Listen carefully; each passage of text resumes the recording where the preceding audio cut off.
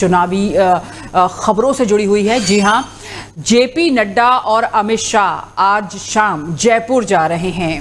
तो आप समझ सकते हैं कि इस वक्त चुनावी संग्राम जो है, जो चुनावी रणभूमि है, उसका तापमान कितना बढ़ गया होगा, क्योंकि संघ के साथ बैठक होनी है, बड़े संघ के बड़े नेताओं के साथ बैठक होनी है, मंथन होना है, विचार विमर्श होना है।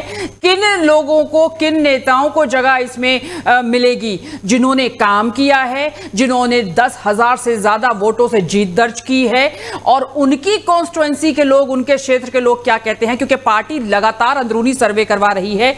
और ये सर्वे बड़ा ही अहम हो जाता है तब जब नेताओं की किस्मत का फैसला होने वाला हो।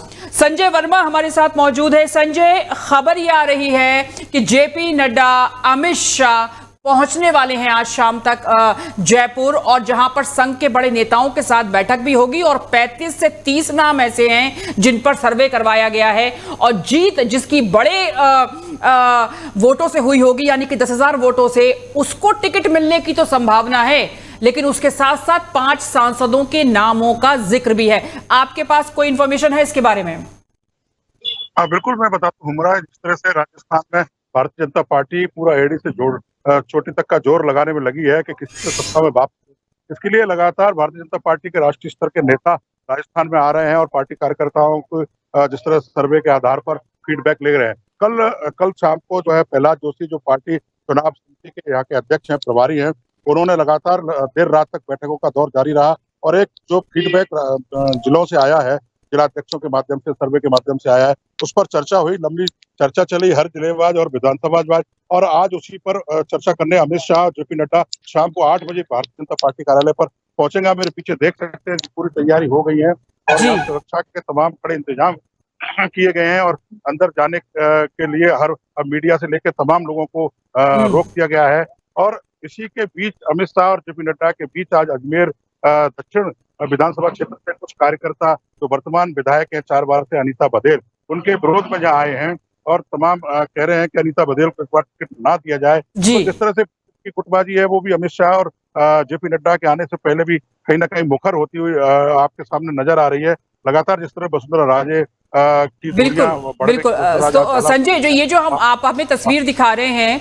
ये जो बड़ी तादाद में कार्यकर्ता बैठे हुए हैं इस वक्त बीजेपी दफ्तर के बाहर टेंट लगाकर, ये समर्थक हैं क्या? क्योंकि अक्सर ऐसा होता है चुनावी दौर में कि समर्थक आगे आ जाते हैं बैनर पोस्टर लेकर कि हमारे नेता को टिकट मिल जाए, और जिसका जनाधार बड़ा होगा उसे ही टिकट मिलेगा, उसी की किस्मत का फैसला होगा। तो क्या ये जो पूरा एक शक्ति प्रदर्शन किया जाता है, वो आपको कुछ दिखाई दे रहा है बीजेपी दफ्तर के आसपास?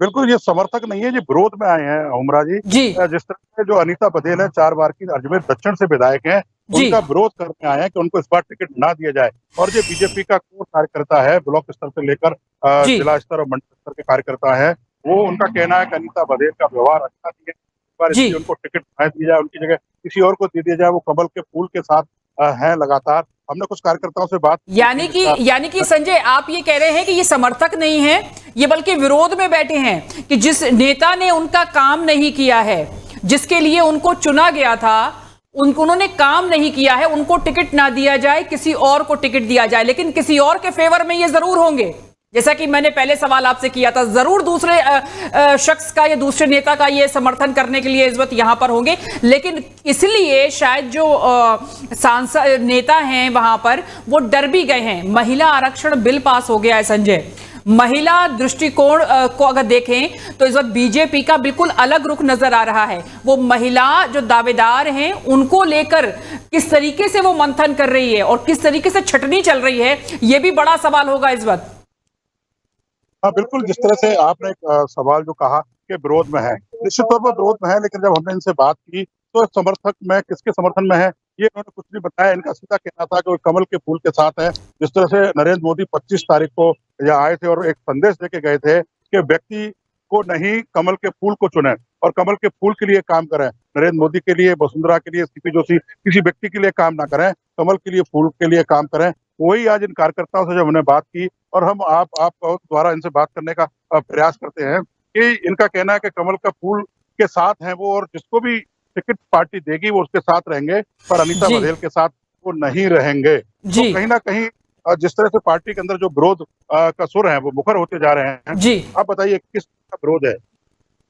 विरोध नहीं है हमारा, हमारा विरोध नहीं है। हम सब भारतीय जनता पार्टी के कार्यकर्ता नहीं, हैं। अनीता बघेल जी का तो विरोध कर रहे हैं ना। नहीं, अनीता पटेल का कर रहे हैं, हम कर रहे हैं। पार्टी प्रत्याशी जो 4 बार से है उसका परिवर्तन चाहते हैं, ये हमारा विरोध नहीं है। तो अनीता बघेल ही 4 बार से है ना वहाँ। हाँ, तो हम चाहते हैं नया प्रत्याशी आए कोई, हम विरोध नहीं कर रहे हैं। हम चाहते हैं नया प्रत्याशी आए, ये है हमारा विरोध नहीं है प्रत्याशी की। तो ये कह रहे हैं कि 4 बार से प्रत्याशी है, उनको बदलने की इनकी मांग है और जी। विरोध भी नहीं है। तो लेकिन मोदी जी का जो संदेश है उस संदेश को लेकर हर कार्यकर्ता चल रहा है।